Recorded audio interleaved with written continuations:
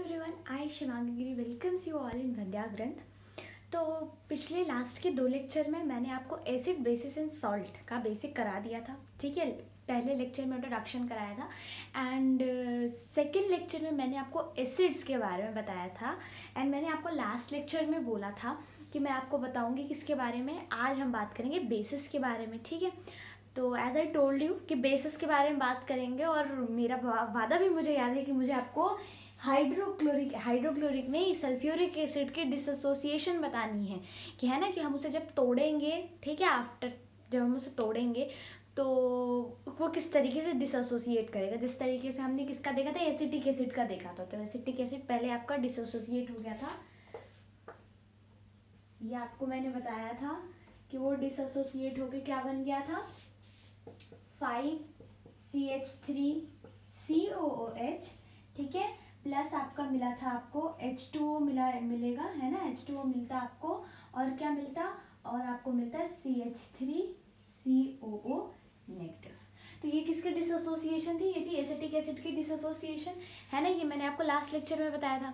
अब मैं जो आप जिसके डिसोसिएशन आपके बारे में आपको बताऊंगी वो है H2SO4। H2SO4 माने हाइड्रोक्लोरिक एसिड। हाइड्रोक्लोरिक एसिड पहले तो भाई इसमें टूटेगा, H2O में टूटेगा और SO4 में टूटेगा। तो इसमें कोई पार्शियल डिसोसिएशन नहीं है, ठीक है। आप इसमें देखो तो ऐसे टूट टूट के निकल रहे हैं, है ना, कि पहले एसिटिक एसिड कुछ है जो एज इट इज रह रहा है, कुछ वाटर टूट रहा है, कुछ आपका CH3COO नेगेटिव में टूट के आ रहा है। लेकिन यहाँ पर क्या होगा, यहाँ पे पूरा H2O और आपका SO4 टूट जाएगा, ठीक है। वो पूरा ये कंप्लीट आयोनाइजेशन है, ठीक है। ये कंप्लीट आयोनाइजेशन है कि वाटर एक है और SO4 एक है, ठीक है, सल्फेट एक है और वाटर एक है, ठीक है। और यहाँ पर क्या हो रहा है, यहाँ पर बारी बारी में टूट रहे हैं, ठीक है, दहेज में टूट रहे हैं यहाँ पर सारे, और यहाँ दहेज में नहीं टूट रहे हैं, यहाँ एक बार में टूट जा रहे हैं, ठीक है। आज इस लेक्चर में हम बात करेंगे बेसिस के बारे में, ठीक है।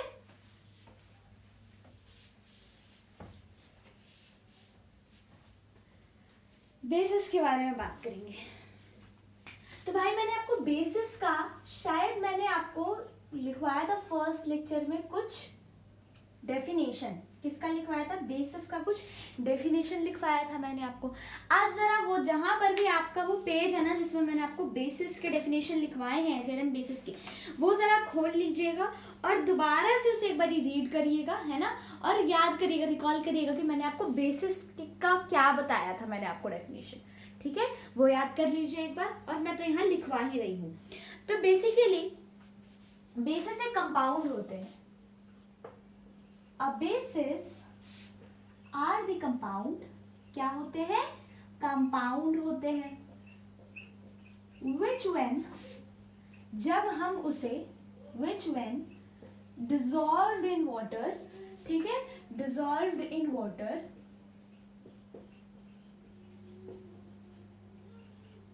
produces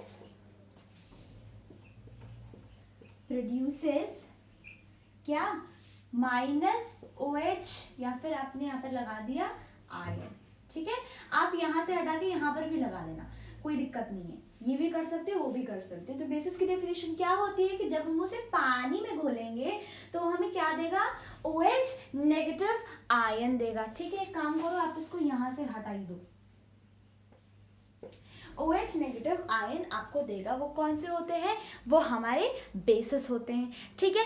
अब देखो मैंने आपको जैसे कि पिछले वीडियो में बताया था कि there is a huge difference between telling what is the work of that particular thing and telling the definition of that particular thing. मैंने आपको बताया था कि किसी भी चीज का काम क्या है, वो क्या करता है। अगर कोई बॉडी लोशन है फॉर एन एग्जाम्पल, तो अगर मैं आपको बॉडी लोशन की डेफिनेशन पूछूं तो आप नहीं बता सकते कि हम इसे हाथ पर लगाते हैं, ये डेफिनेशन नहीं है इसकी, ठीक है। इसकी डेफिनेशन कुछ और ही बनेगी, ठीक है। मैं एग्जांपल दे रही हूँ, हम इसका काम बता रहे हैं ऐसे कि बॉडी लोशन किस काम में आता है। और उसी तरीके से बेसिस को अगर हम बोलेंगे कि बेसिस कड़वे लगते हैं, तो क्या ये बता रही है बेसिस की डेफिनेशन, बेसिस की डेफिनेशन कड़वा होने वाली चीज क्या बेस होता है उसमें, ये बेस को डिफाइन नहीं करे, कड़वा तो करेला भी लगता है, तो क्या उसमें बेस है, ये डिफाइन कर ही नहीं रहा बेस को, ठीक है। Define definition, there is a huge difference between telling the definition and telling the characteristic. ठीक है, डेफिनेशन ये है इसका कि जो भी कंपाउंड, ठीक है, क्या करेगी, जब हम उसे डिसॉल्व करेंगे पानी के अंदर, वो OH नेगेटिव आयन प्रोड्यूस करेगी, तो हम उसे क्या कहेंगे, तब हम उसे बेस कहेंगे। और अगर वो H पॉजिटिव आयन देगी तो हम उसे एसिड बोलेंगे। ठीक है, तो अब आइए इसकी कैरेक्टरिस्टिक देख लीजिए। अब कैरेक्टरिस्टिक के बारे में बात है। कैरेक्टरिस्टिक का मतलब होता है चरित्र। ठीक है, कैरेक्टरिस्टिक का मतलब होता है चरित्र। तो सबसे पहले अगर बेसिस की फर्स्ट कैरेक्टरिस्टिक, तो सबसे पहले बिटर इन टेस्ट, है ना, कड़वी होती है टेस्ट में। ठीक है, बिटर इन टेस्ट। ठीक है, सोपी टू टच, सोपी टू टच, जब छुओगे तो साबुन साबुन सा लगेगा, है ना, सोपी सोपी सा आपको फील होगा, तो क्या है वो, सोपी इन टच है। ठीक है, नेक्स्ट है आपका सोपी या फिर स्लिपरी कह लो। ठीक है, ये भी एक कोरोसिव नेचर का होता है। ठीक है, they are also corrosive, they are also corrosive. और अगर लिखना चाहो तो लिख लो कि दे आर गुड इलेक्ट्रोलाइट। वैसे इसका कुछ काम नहीं है, दे आर गुड इलेक्ट्रोलाइट। ठीक है, तो ये इसकी डेफिनेशन हो गई, ये इसकी कैरेक्टरिस्टिक हो गई। ठीक है, अब क्या, जैसे कि हम एसिड को डिवाइड करते हैं on the basis of origin, on the basis of क्या, स्ट्रेंथ, है ना, और क्या on the basis of concentration. तो हम क्या, इस कंसंट्रेशन, तो हम क्या बेसिस को भी वैसे ही डिवाइड करते हैं। तो हाँ, हम बेसिस को किस बेसिस पे डिवाइड करते हैं, ऑन द बेसिस ऑफ, पहला तो आपका कंसंट्रेशन रहेगा। ठीक है, कि कंसंट्रेशन क्या है भाई हमारी बेस की, है ना, on the basis of concentration and on the basis of strength. ठीक है, एसिड कितने टाइप की थी, on the basis of strength, strength के बेसिस पे हम एसिड को कौन कौन से पार्ट में डिवाइड करते थे, weak acid and strong acid. ठीक है, और कंसंट्रेशन में dilute acid and concentrated acid. तो अगर हम बेस के बारे में बात कर रहे हैं, तो on the basis of concentration हम बेस को डिवाइड करेंगे into concentrated base and dilute base. ठीक है, और अगर मैं बात करूँ आपकी स्ट्रेंथ के बारे में, तो on the basis of strength we will divide bases into 2 categories, weak base and strong base. ठीक है, देखना,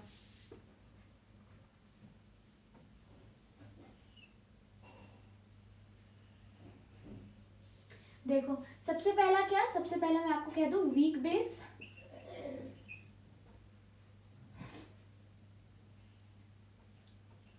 वीक बेस, ठीक है, और यहाँ पे स्ट्रॉन्ग बेस, और क्या मैंने बताया आपको, डाइल्यूट बेस, कंसंट्रेटेड बेस।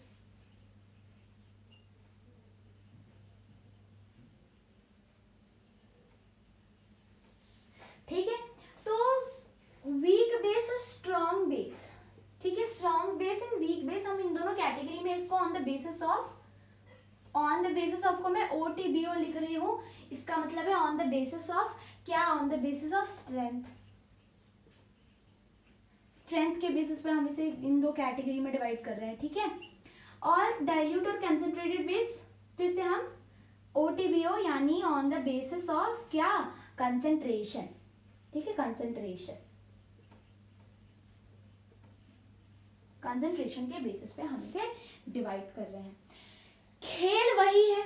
ठीक है, मैंने कल आपको पूरी एनर्जी, पूरी एफर्ट देकर मैंने आपको weak acid and strong acid बताया था, concentrated base and strong base बताया था, है ना, तो concentrated acid and strong week dilute acid मैंने बताया था, है ना, तो पूरी एफर्ट देके बताया था। तो मेरे को नहीं लगता कि यहाँ पर मेरे को आपको कुछ बताने की और जरूरत पड़नी चाहिए, समझानी चाहिए आपको। जब मैंने स्ट्रॉन्ग वीक बेस लिखा सबसे पहले, तो आपको वीक बेस से ये बात समझ में आ गई होगी कि भाई यहाँ पे क्या होगा, यहाँ पे पार्शियल आयोनाइजेशन होगा। ठीक है, मतलब आधी चीजें डिसोसिएट होंगी, आधी ये टूटेंगी। ठीक है, स्ट्रॉन्ग बेस के बारे में आपको पता लगना चाहिए कि यहाँ पे पूरी अच्छी तरीके से डिसोसिएशन होगी, पूरी अच्छी तरीके से ये लोग टूटेंगे। ठीक है, डाइल्यूट बोलो तो आपको समझ में आना चाहिए कि क्या होगा, उसके अंदर बेस कम होगा और क्या होगा, पानी की क्वांटिटी ज्यादा होगी। अगर मैं आपको बोल रही हूँ कंसंट्रेटेड बेस, तो आपको इससे मतलब समझ में आ रहा होगा कि इसमें बेस ज्यादा होगा और पानी कम होगा, है ना, समझ में आ रही होगी इतनी बात आपको अच्छे से। ठीक है, और देखो बेसिस के बारे में एक और बात सुनना कि आप ना कुछ एल्किलीज के बारे में इसमें सुनोगे, एल्किलीज के बारे में आप सुनोगे हमेशा, ठीक है। एल्किलीज की डेफिनेशन में आपको नेक्स्ट, एल्किलीज के बारे में बेसिकली मैं नेक्स्ट वीडियो में आपसे बात करूंगी, ठीक है। एल्किलीज क्या होती है? एल्किलीज जनरली बेस होती है, ठीक है। ये जनरली क्या होती है? ये जनरली बेस होती है, बेस एल्किली नहीं होते हैं। एल्किली, देखो बात ध्यान से सुनना, एल्किलीज जो होती है ना वो बेस होती है।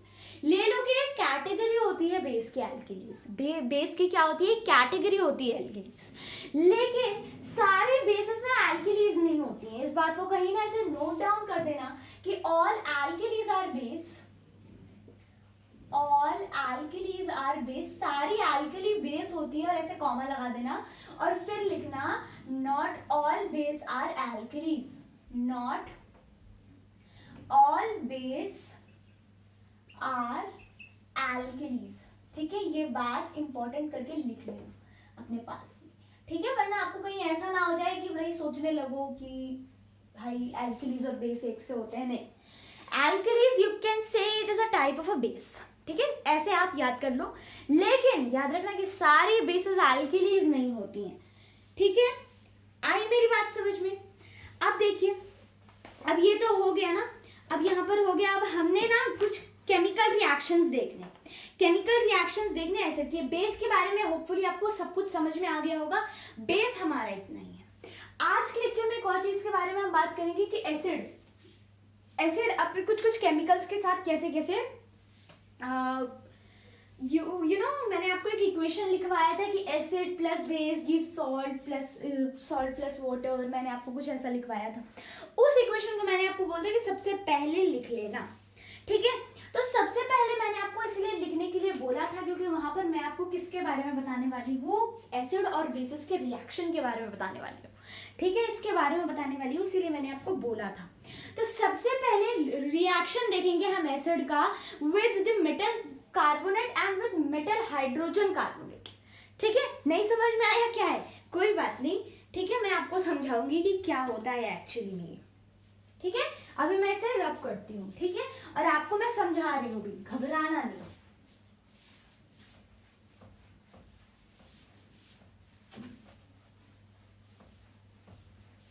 Metal carbonate and metal hydrogen carbonate, ठीक है। अगर मैं आपको बोलूं कि वो आपके घर पर ही आपको मिल जाएगा तो आप क्या बोलोगे? वो आपके घर पर ही आपको मिलेगा तो आप क्या बोलोगे? बोलोगे मैम हमें पागल बनाती हैं, मैम हमें पागल बनाती है, केमिस्ट्री की होने वाली यूज होने वाली चीज हमारे घर पर कैसे मिलेगी? तो मैं जो आपको सोडियम हाइड्रोजन कार्बोनेट बता रही थी ना, ये इसका फॉर्मूला ये सब लिख लो, ये लिख लो, ये क्या है? ये सोडियम हाइड्रोजन कार्बोनेट, इसको हम सोडियम बाइकार्बोनेट भी कहते हैं, सोडियम हाइड्रोजन कार्बोनेट, ठीक है, कार्बोनेट। या फिर ये इतना लंबा लिखने के बजाय, ये हाइड्रोजन कार्बोनेट लिखने के बजाय आप इसे सीधे बाइकार्बोनेट भी लिख सकते हो, ठीक है। इसको आप क्या लिख सकते हो? आप इसको बाइकार्बोनेट भी लिख सकते हो। अब मेरी बात जरा ध्यान से सुन लीजिएगा, ठीक है, सोडियम बाइकार्बोनेट लिख सकते हैं, ठीक है। अब मेरी बात जरा ध्यान से सुनिएगा, ये जो आपका सोडियम हाइड्रोजन कार्बोनेट है ना, सोडियम बाइकार्बोनेट, इसको हम बेकिंग पाउडर भी कहते हैं। क्या कहते हैं हम इसे? Baking powder. अच्छा, मम्मी से तो काफी बार सुना है कि केक बनाते समय बेकिंग पाउडर डालना है ना, ताकि केक फूल कर आएगा। इडली बना रही है मम्मी, बेकिंग पाउडर डाल के बनाती है, मतलब किसी चीज को स्पंजी बनाना है तो क्या करना है? फूलना है, उसे फुलाना है तो हमने क्या डालना है उसके अंदर? बेकिंग पाउडर डालना है। बेकिंग पाउडर हमें किचन में ही मिल जाएगा, समझ में आया? बेकिंग पाउडर ना हमें किचन में ही मिल जाएगा, याद रखना इसका, ठीक है। इसका केमिकल नेम क्या है? सोडियम हाइड्रोजन कार्बोनेट या फिर सोडियम बाइकार्बोनेट, ठीक है। आई बात समझ में? अब देखना, अब मैं आपको बताती हूँ सोडियम कार्बोनेट के बारे में। सोडियम कार्बोनेट है ना, बेसिकली आपको पता है कैसे निकल कर आता है? सोडियम कार्बोनेट Na2CO3, इसको हम क्या कहते हैं? इसको मिटा रही हूं मैं, ठीक है, यहां अच्छे से समझाऊंगी। सोडियम कार्बोनेट Na2CO3, आप बेसिकली सुनना लोगों बोलते हुए कि ये क्या है? ये वॉशिंग पाउडर है। ये वॉशिंग पाउडर भी आपको अपने घर पर मिलेगा, ठीक है। ये वॉशिंग पाउडर है, वॉशिंग पाउडर निरमा, इसे हम कहते हैं बेसिकली सोडियम कार्बोनेट, ठीक है। क्या कहते हैं हम इसे हम कहते हैं सोडियम कार्बोनेट, ठीक है। तो ये जो वॉशिंग सोडा है ना, इसे हम एक्चुअली में ये लिखते हैं NO2CO3 हम इसको लिखते हैं सोडियम कार्बोनेट डेकाहाइड्रेट। क्या बोलते हैं? Sodium carbonate decahydrate. ठीक है, सोडियम कार्बोनेट डेकाहाइड्रेट में से ये जो 10H2O है ना, ये जो पानी है ना, हम इसका क्या करेंगे? इसका हम थर्मल डिकम्पोजिशन करेंगे। मतलब हम क्या करेंगे? हम इसे क्या करेंगे? हीट करेंगे। इसमें हम हीट देंगे। तो जब हम हीट देंगे तो क्या होगा? पानी उड़ जाएगा और यहाँ पर हमें सिर्फ और सिर्फ सोडियम कार्बोनेट मिल जाएगा। समझ में आया? सोडियम कार्बोनेट ऐसे बनकर आता है, इसे हम कहते हैं sodium carbonate decahydrate. Sodium carbonate decahydrate, Deka का मतलब 10 है ना, सोडियम कार्बोनेट डेकाहाइड्रेट। अब देखो जरा, ये इतना दूर क्या हो गया? इतना दूर सोडियम कार्बोनेट हो गया, डेका का मतलब 10 और हाइड्रोजन का हाइड्रेट लग गया। ठीक है, कितना सिंपल तो है। और जब हमने इसका थर्मल डिकम्पोजिशन मतलब जब हम इसे गर्म करा, हीट करा, तो क्या मिल गया हमें? हमें मिल गया Na2CO3। तो ऐसे हमारे पास क्या बनकर आ गया? ऐसे हमारा सोडियम कार्बोनेट हमको बनकर आ गया। और हम इसके क्या बोलते हैं? इसे हम वॉशिंग पाउडर भी बोलते हैं। वॉशिंग पाउडर निरमा ऐसे बनकर आती है। ठीक है, जोक था ये। ठीक है, वॉशिंग पाउडर ये होती है। ठीक है, आई बात समझ में? तो बेसिकली आप देखोगे ना, तो ये Na2CO3, ये जिसके बारे में हमने इतने अच्छे प्यार से बात किया, Na2CO3 या फिर NaHCO3। अब जरा नाम बताना इन सबका, अब जरा नाम बताना इन सबका कि ये क्या है? ये क्या है? ये है सोडियम कार्बोनेट, ये है सोडियम बाइकार्बोनेट। इन दोनों को अगर मैं बेस लिखूं, इन दोनों को अगर मैं बोलूं कि ये बेस होते हैं, तो क्या मैं कुछ गलत बोलूंगी? क्या मैं कुछ गलत बोलूंगी? नहीं, मैं कुछ गलत नहीं बोलूंगी। ये बेस, ये क्या है? ये बेस है। ठीक है, बेस है ये दोनों, याद रखेंगे ये दोनों बेस है। अरे भाई दिमाग लगाओ ना अपना। वॉशिंग पाउडर, भाई जो साबुन, जिस साबुन से तुम नहाते हो, ठीक है, मैंने आपको क्या बताया था एसिड बेस के सबसे पहले इंट्रोडक्शन में, कि अगर आपको ये इस चीज को टेस्ट करना हो कि टर्मरिक जो है रंग बदलता है, यानी बेस के साथ रिएक्ट करने के बाद टर्मरिक कौन सा कलर लेकर आता है? रेडिश ब्राउन कलर लेकर आता है। तो जब हम इसे धोते हैं और वहाँ पे टर्मरिक गिरी होती है, हम उसे वॉश करते हैं, तो वो क्या होगा? वो रेडिश ब्राउन कलर में कन्वर्ट हो जाएगा। और ये चीज़ जाके अपनी मम्मी से आप पूछना। और अगर मम्मी से नहीं पूछोगे, ये काम नहीं करना है आपको, तो आप खुद जाकर अपनी आंखों देखा ये काम कर लेना। बताया था मैंने आपको ये चीज़, तो मैंने क्या बोला था? क्या करना? साबुन ले लेना। कौन सा साबुन ले लेना? मैंने आपको बोला डिटर्जेंट ले लेना, है ना। डिटर्जेंट के अंदर क्या होता है? डिटर्जेंट के अंदर बेस होते हैं। तो भाई यहाँ पर भी क्या है? वॉशिंग पाउडर के बारे में बात हो रहा है, तो हाँ डिटर्जेंट के तो बारे में बात हो रहा है। तो दिमाग लगाओ ना, वॉशिंग पाउडर क्या हुए? बेस हुए। ठीक है, बेस हुए। ये दोनों किस कैटेगरी में आते हैं? ये दोनों बेस के कैटेगरी में आते हैं।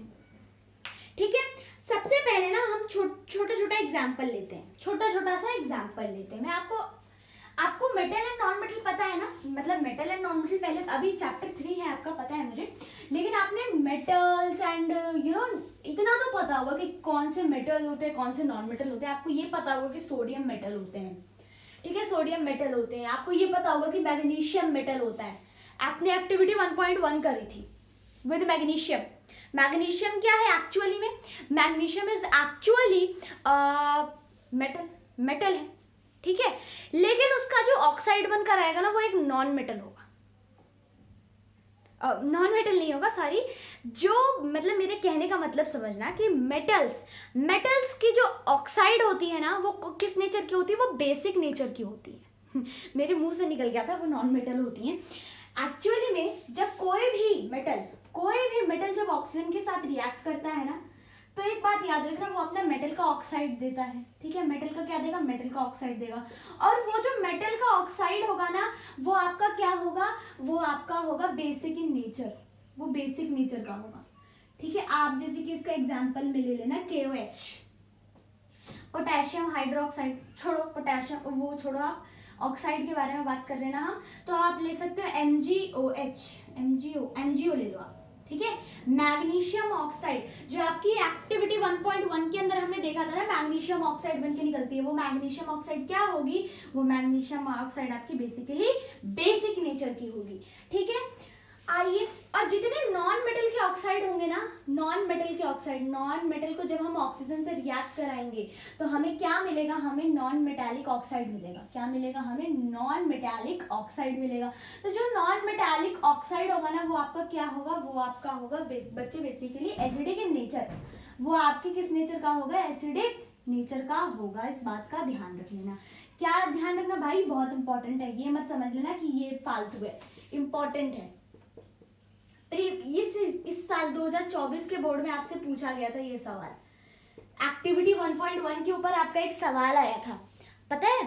एक्टिविटी 1.1 जो मैग्नीशियम वाला है ना, क्वेश्चन आया था 2024 में इसके ऊपर, बोर्ड वालों से पूछा गया था कि जब मैग्नीशियम, जब भी हम किसी मेटल के ऑक्साइड को बर्न करते हैं based on activity, based on an activity, activity के ऊपर ऐसे ही जोर नहीं डालते, एक्टिविटी से क्वेश्चन आते हैं, एक्टिव बेस्ड ऑन एक्टिविटी, ठीक है, बेस्ड ऑन एन एक्टिविटी आपको ये बताना है कि अब भाई आपकी पूरी एनसीईआरटी में ना मेटल ऑक्साइड के ऊपर आपका बस एक ही एक्टिविटी है, दैट इज एक्टिविटी 1.1।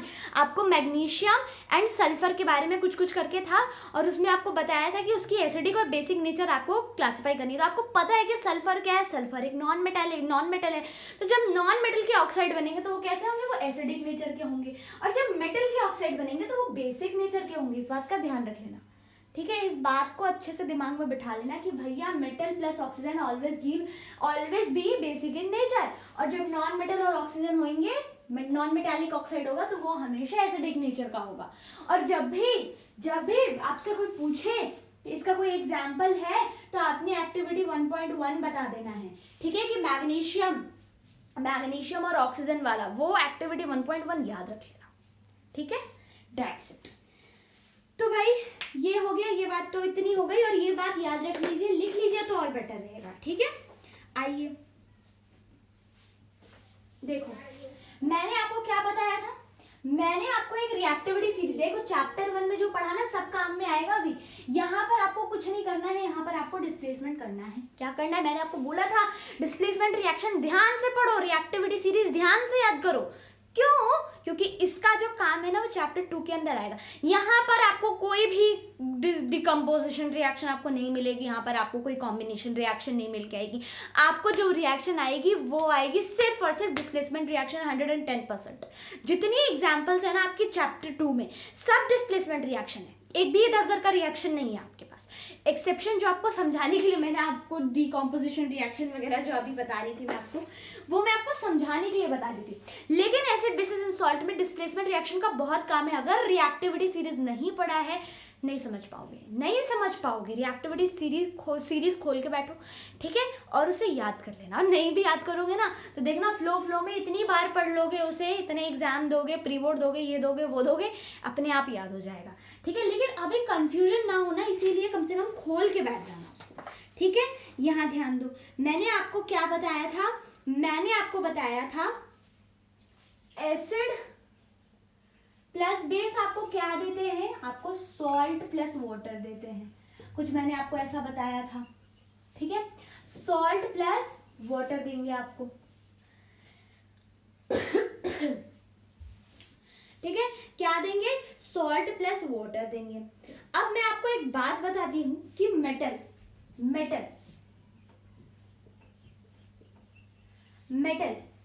ठीक है, मेटल को जब हम एसिड के साथ रिएक्ट कराएंगे, मेटल को जब हम एसिड के साथ रिएक्ट कराएंगे तो जरा दिमाग लगाना क्या होगा, ठीक है? क्या होगा?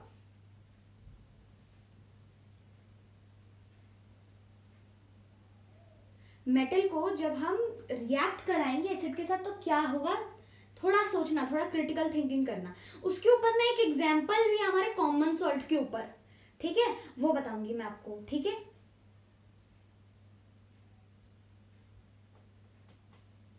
क्या होगा, क्या मिलेगा हमें सॉल्ट मिलेगा, हमें सॉल्ट मिलेगा और वाटर मिलेगा। चलो बात पर भरोसा नहीं है, नहीं भी होना चाहिए। मेटल के नीचे मेटल, ये क्या है? सोडियम है। एसिड कौन सा ले लेते हैं? HCl ले लेते हैं। क्या बन के आ गया? NaCl बन के आ गया। NaCl है थोड़ा सा देखा सा, NaCl को हम कहते हैं सोडियम क्लोराइड। क्या कहते हैं हम उसको? हम उसको कहते हैं सोडियम क्लोराइड। ये क्या है, ये है एक मेटल, ये तो है भैया एक एसिड, ये है एक सॉल्ट और ये है वाटर, बात खत्म। ठीक है, अब भी भरोसा नहीं हुआ तो एक और एग्जांपल ले लो, एक और एग्जांपल ले लो। ठीक है, इसी के नीचे ले लेते हैं, ये कॉमन सॉल्ट है ना, ले लिया Zn। Zn क्या होता है, Zn माने जिंक, Zn माने जिंक, इसको हमने कर दिया HCl के साथ, इसको हमने रिएक्ट किसके साथ कराया, इसको हमने रिएक्ट कराया विद हाइड्रोक्लोरिक एसिड। हमें मिलेगा after displacement reaction ZnCl2 plus H2O। ठीक है, जिसको कर लेना आप बैलेंस। ठीक है, जिसको कर लेंगे आप बैलेंस, कैसे करेंगे, यहाँ पर बस एक 2 लगा देंगे। तो जिंक क्या है, जिंक है एक मेटल, HCl क्या है, HCl है एक एसिड, ZnCl2 जिंक क्लोराइड क्या है, एक सॉल्ट है, और H2O क्या है, H2O इज H2O वाटर है ना। पता लग गया, अब तो बात पे भरोसा हो गया होगा, है ना।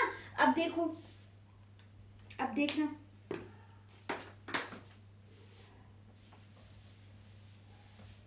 इससे क्या पता चला, इससे क्या पता चला, मेटल क्या है, मेटल बेसिक इन नेचर है, मेटल बेसिक इन नेचर है, तभी तो।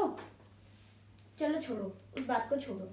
Reaction with metal carbonate and metal hydrogen carbonate ion, क्या नाम ले लिया, अरे वही बेकिंग पाउडर तुम्हारा और वही वॉशिंग सोडा है ना, उसी के बारे में बात कर रहे हैं। तो एसिड को जब हम इन दोनों, अब भाई मैंने आपको बात बताया था कि दोनों बेसिक इन नेचर है, याद रखना, ये काम मत करना। ठीक है, ये काम मत करना कि भूल गए हम तो। ठीक है, तो ये वाला रिएक्शन हम दोबारा से लिख लेते हैं। ठीक है, ये इक्वेशन बहुत इंपॉर्टेंट है, मदर इक्वेशन है इस पूरे चैप्टर की। ठीक है, मदर इक्वेशन है ये पूरे चैप्टर की। ठीक है, याद रखना। एसिड में क्या ले लो, एसिड में ले लो H2SO4। पहले क्या लोगे, सोडियम कार्बोनेट लोगे या सोडियम बाइकार्बोनेट लोगे, मेरे को सोडियम कार्बोनेट चाहिए। अब जरा कराना यहाँ पर डिस्प्लेसमेंट रिएक्शन अपने दिमाग से, कौन किसको डिस्प्लेस करेगा और यहाँ पर क्या कौन सा सॉल्ट निकल कर आएगा, कौन किसको डिस्प्लेस करेगा, क्या होगा यहाँ पर। ठीक है, क्या होगा। ठीक है, फिर मैंने आपको यहाँ पर एक बहुत अच्छी चीज बताऊंगी, यहाँ पर एक बहुत अच्छी चीज बताऊंगी। ठीक है, यहाँ पर मिलेगा Na2SO4, साथ में मिलेगा वाटर। अब जरा एक बात बताना, मास can neither be created nor be destroyed during a typical chemical reaction. तो कहाँ जाएगा ये बेचारा, ये बेचारा किधर को जाएगा, ये बेचारा भी तो रहेगा ना। तो हमें इसके साथ क्या मिलेगा, हमें इसके साथ ये भी मिल जाएगा। आई बात समझ में, हमें इसके साथ कार्बन डाइऑक्साइड भी मिल जाएगा। तो एक बात जो है ना अच्छे से याद करना है कि कभी भी सोडियम हाइड्रोक्साइड या सोडियम हाइड्रोक्साइड नहीं, सोडियम कार्बोनेट या सोडियम बाइकार्बोनेट के साथ में अगर एसिड की रिएक्शन करा रहे हैं हम, तो हमें यहाँ पर वाटर के साथ साथ कार्बन डाइऑक्साइड भी मिलेगा। क्या, जब भी सोडियम कार्बोनेट और सोडियम बाइकार्बोनेट के साथ, सोडियम कार्बोनेट या सोडियम बाइकार्बोनेट के साथ किसी भी एसिड को हम रिएक्ट करा रहे हैं, तो हमें हमेशा सॉल्ट मिलेगा, वाटर भी मिलेगा, उसके साथ साथ कार्बन डाइऑक्साइड भी मिलेगा। किसके साथ मिलेगा, बस सोडियम कार्बोनेट और सोडियम बाइकार्बोनेट के साथ जब हम एसिड को रिएक्ट कराएंगे तो हमें कार्बन डाइऑक्साइड भी मिलेगा। कार्बन डाइऑक्साइड नहीं भूलना है। ठीक है, बैलेंस केमिकल इक्वेशन खुद देख लेना। अब आओ हम लेते हैं एक एग्जाम्पल किसका, सोडियम बाइकार्बोनेट का। ठीक है, तो पहले ले लेते हैं HCl। HCl को रिएक्ट कराते हैं Na2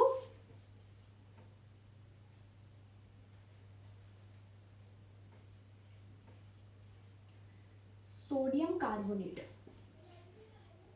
ठीक है, इसके साथ हम रिएक्ट कराएंगे।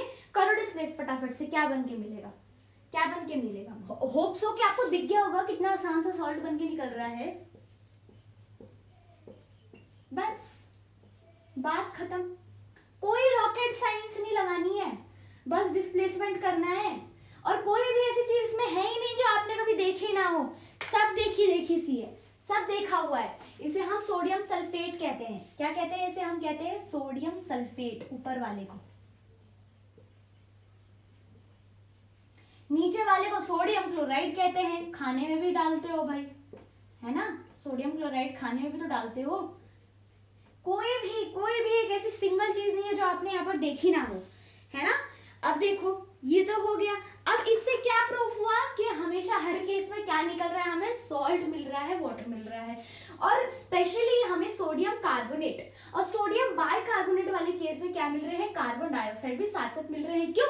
क्योंकि इन दोनों के साथ कार्बन है ना, कार्बन कहाँ तेल लेने तो नहीं जाएगा, कार्बन तेल लेने नहीं जाएगा।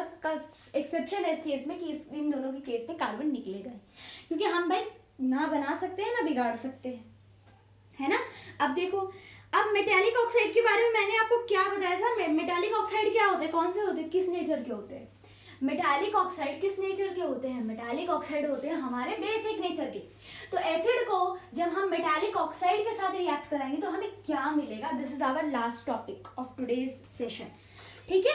तो मेटालिक ऑक्साइड के साथ, ठीक है, तो सबसे पहला मेटालिक ऑक्साइड आपका क्या होने वाला है, सबसे पहला मेटालिक ऑक्साइड हम ले सकते हैं MgO। क्या लेंगे, MgO। MgO के साथ कौन सा एसिड ले लें, MgO के साथ हम ले लेंगे HCl। क्या ले लेंगे, HCl।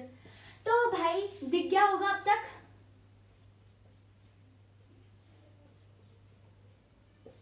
ये मिलेगा, ये मिलेगा, मैग्नीशियम क्लोराइड मिलेगा और वाटर मिलेगा, बस खत्म, ठीक है।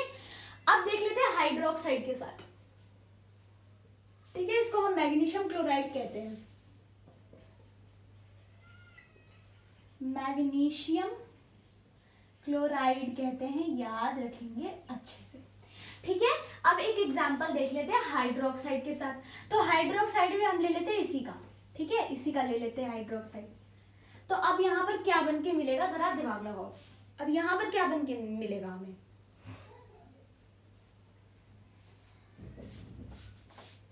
यहाँ पर भी सेम चीज बन के मिलेगा, ठीक है, यही सेम चीज हमें यहाँ भी बनकर मिलेगा, ठीक है। तो ये थी आज की क्लास, ठीक है। आज की क्लास में एसिड एसिड खत्म हो गया, बेस बेस आधा खत्म हो गया। अब अगली क्लास में बेस बेस खेलेंगे हम, ठीक है, बेस बेस पूरा खत्म कर लेंगे अगली क्लास में। बस एक ही कंसेप्ट हमेशा याद रखेंगे कि मेटल, हाइड्रोजन और मेटल, मैंने आपको बहुत सारी बातें बताई हैं, ठीक है, सारी ही बातें याद रख लीजिएगा, ठीक है, जितनी ही बातें बताई है उन सभी बातों को याद रख लीजिएगा, काम आएगा आपकी, ठीक है। थैंक यू वेरी मच, ठीक है, and stay tuned for the next lecture, ठीक है।